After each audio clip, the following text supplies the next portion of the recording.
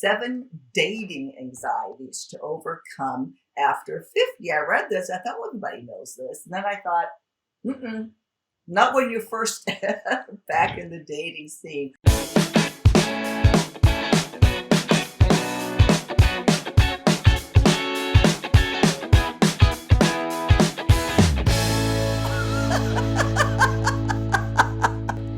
Thank you so much for joining us today on Second Act TV. Happy to welcome Joni Caldwell Lerner back to Second Act, the motivational coach and life strategist, and my good friend, Joni. Thanks so much for joining us again. Absolutely, always.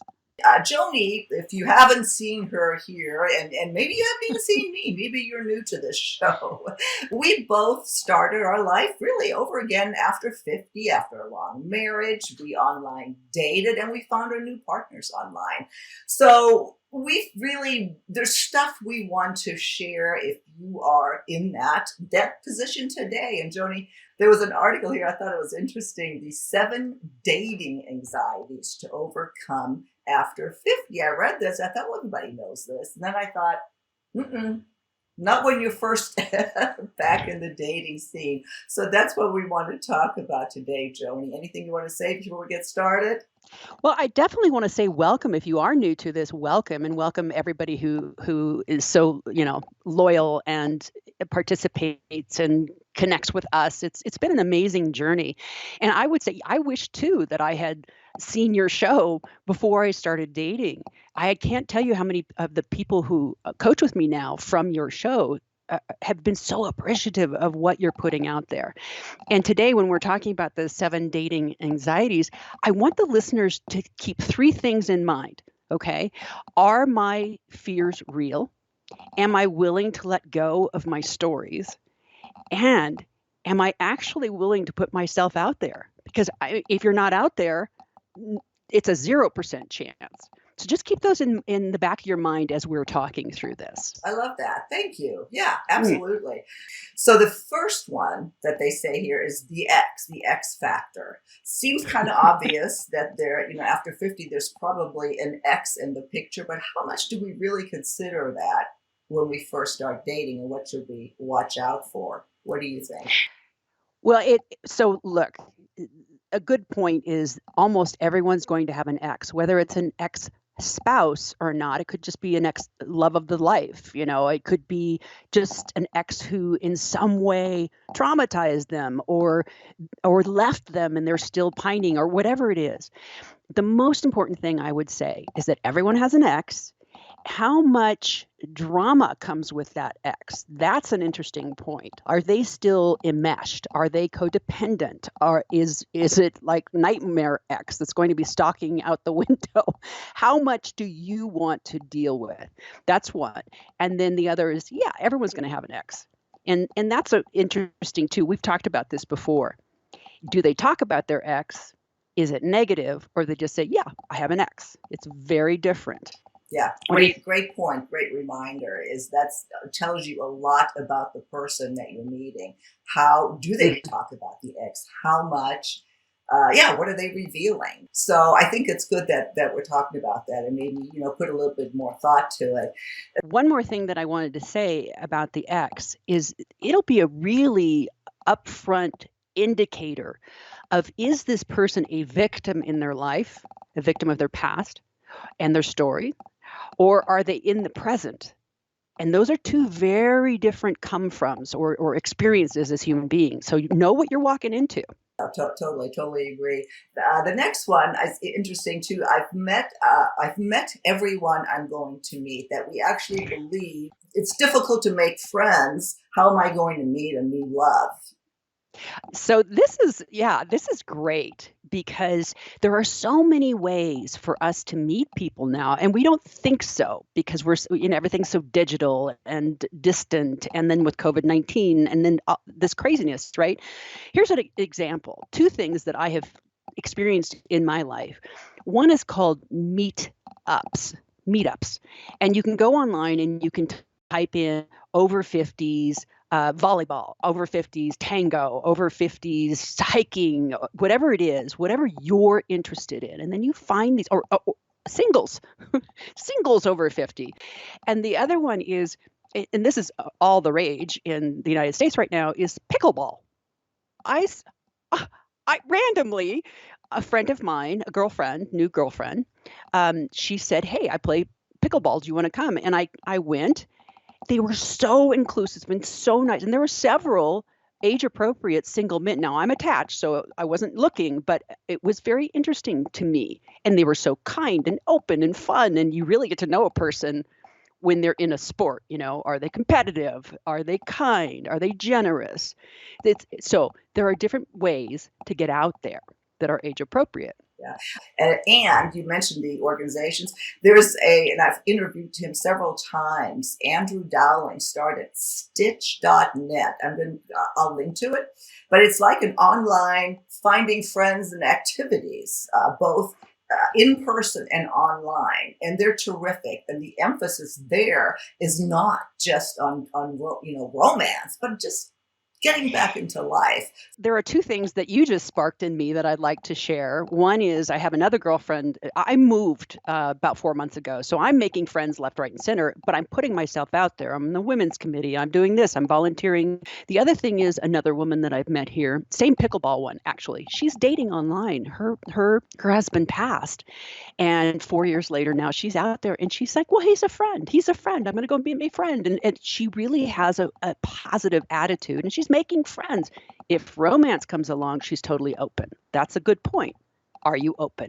Well, and to your point, online dating, the third one here, using technology to get back in the game, meaning we now have online dating. We didn't have that before. And I know there's lots of people listening that they hate online dating. I get it. I get it. But it's here to stay. I mean, right now, statistics are that 1/3 of all relationships start online. And it's predicted, what they say here, by 2040, that 70% of all relationships will start online. So it doesn't have to be your primary thing, but, just don't throw out the baby with the bathwater, huh, Joni? Yeah, absolutely. Very interesting point in the article that you sent me, is that we have an opportunity with online dating before we ever actually physically meet the human being. Are our values aligned? Are our interests intersecting?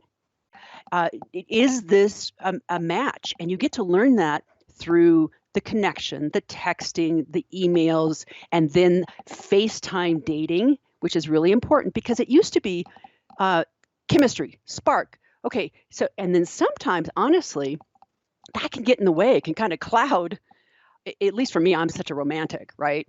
It's like, oh, so, so to be able to get to know this person and the foundation before you ever physically meet them is a really powerful plus for online dating. Yeah, no, I agree. They made another point that I thought was super interesting, and that was that use paid sites instead of free sites because people are more engaged and actually wanting to get together. But the other point they make, and that goes to the to the point of the people that hate it, is that on paid sites there's a tendency to get less abusive messages. Yeah, at first I was going to say, well, that wasn't my experience, rudeness. And I do remember one person who was in complete judgment of my profile and my life, and like having never met them. So that does happen. Now, what I want to add to that is if they're paying for it, then they're invested.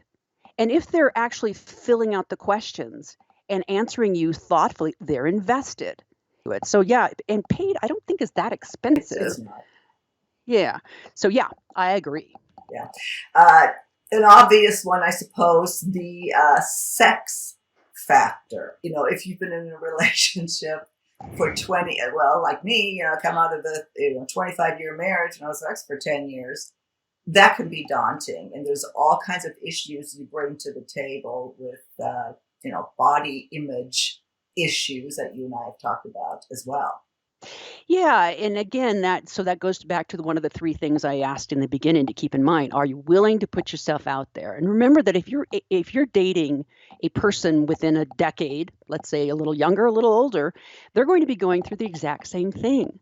So any really good relationship, whether it's with a boss or a direct report or romantic or family, is communication. It has to, I cannot stress that enough. Communicate, communicate, communicate. Here's how I'm feeling. I'm feeling a little insecure about my body. I know we're kind of moving toward this romantic thing, and I really want to experience that with you and connect, but I'm a little freaked out. And he gets to say, whoa, totally get it. I think you're beautiful, or I'm really attracted to you, or whatever it is, and vice versa.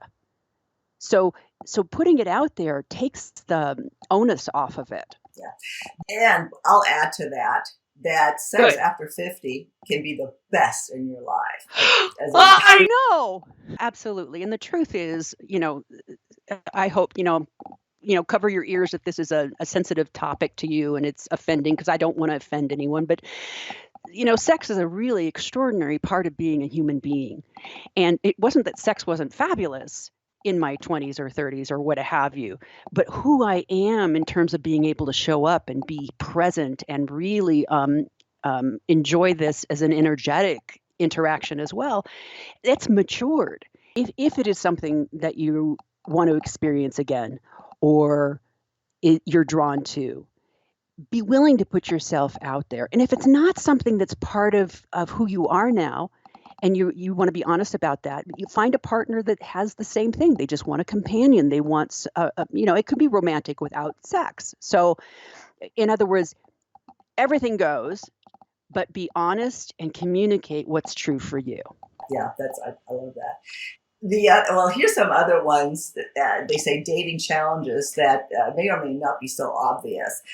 Children, I just read them real fast and then I'll let you comment on it. But children, what do you tell the kids? How do you handle it with adult children? That was likely not an issue, earlier on.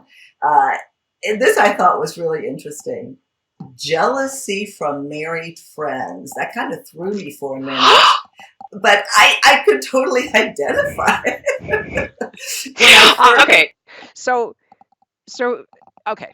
So that one kind of struck me. I went, oh, I totally get that. I'm glad I wasn't alone, because people would tell me about their dating, or they'd tell me about their exciting life, or and I had kind of given up, and I had known that my marriage had been over. And so I would see even a little sitcom on TV, and this divorcee is out, dating now, and I'm like jealous. Or, this person's having adventures in the world, has nothing to do with romance or anything. I'm jealous because I wasn't living my own life. Oh, and one more thing, by the way, if you do envy anyone, just go, blessings be upon you. I hope you get everything that you ever want and that you're happy, happy, happy, because you're going to now, instead of having resentment and having that energy come back at you, you're going to have that blessings be upon you. I like it. And I experienced it like with me, like they say here, that all of a sudden your married friends, like they want to nose in, they get real curious. They want to see the dating profile, When I came back, when I was traveling back and forth, moving back here to California, I would get together with my girlfriends. Some of them were in bad marriages and have since left them as well.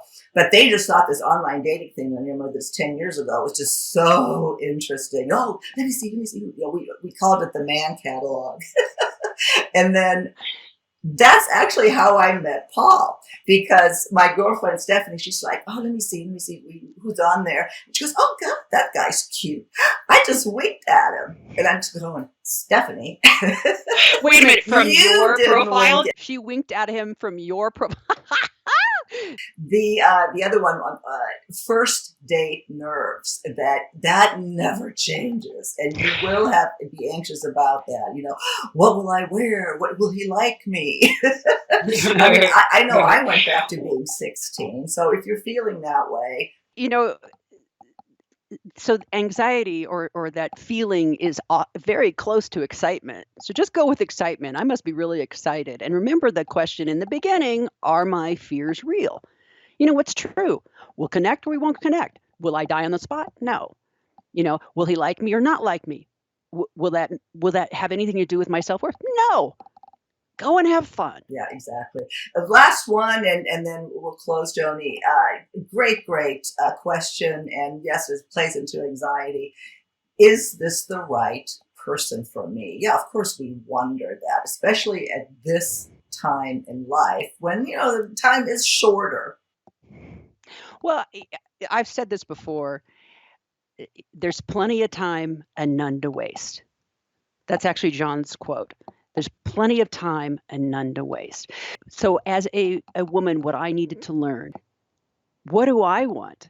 Is this right for me?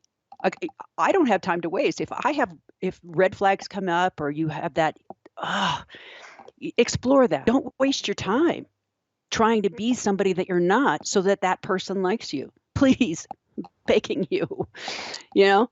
And life will be way more alive and vibrant if you're you. Exactly.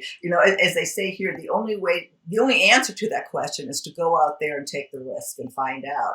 And then, as you say, don't waste your time if the red flags are all there, or the green flags for that matter. Move forward and create that happy life. Joni, thank you so much. Reading these brought back so many both good and bad and anxious and funny memories that I hope our conversation, has helped somebody else out there who may be feeling alone like I did at the time. Is there anything else you want to say before we close out? I just want to remind them to really look, are my fears real? Am I willing to let go of the stories? And am I willing to get out there? So if you're not, be willing to be willing. Start there. Well, Joni, as usual, we will link to all your information. If you are just now starting, a dating coach might be just what you need to get over those awkward few months or just familiarize yourself with this new landscape out there. So, Joni, all your information will be in our show notes. And I look forward to seeing you next time on Second Act TV. Yay.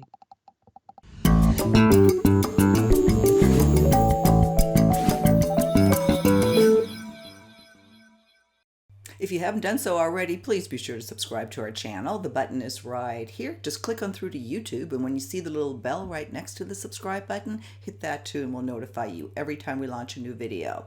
See you next time.